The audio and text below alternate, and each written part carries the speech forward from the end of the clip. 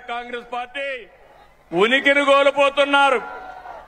అందుకే ఫేక్ రాజకీయాలతో ప్రజల్ని మోసం చేయాలని చూస్తున్నారు. ప్రభుత్వ కార్యక్రమాల్ని అడ్డుకోవాలని ప్రయత్నం చేస్తున్నారు. అసెంబ్లీకి రాకుండా పార్టీ ఆఫీసులు మూసుకొని సోషల్ మీడియా ఆఫీసులు పెట్టారు. సిద్ధమని ఎగిరిపడ్డా అనంతపురం నుంచి. అవునా కాదా తమ్ముళ్ళు అని అడుగుతున్నా.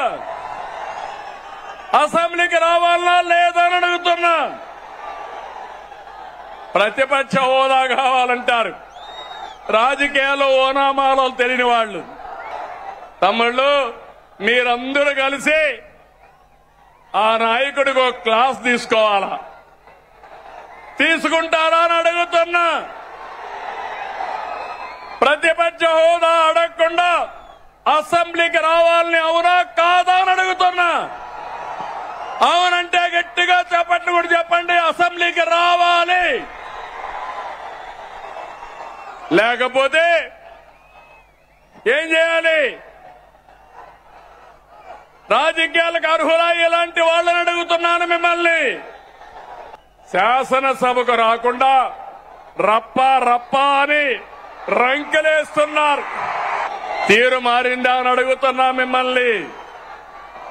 రప్ప అంటే ఇక్కడ చూస్తూ ఊరుకో ఉండడానికి.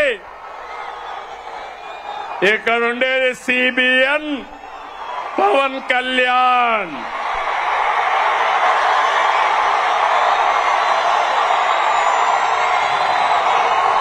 సోషల్ మీడియాలో పోస్టులు పెట్టి ఆడబిడ్డల్ని అవమానిస్తే కబద్దార్, జాగ్రత్తగా ఉండండి.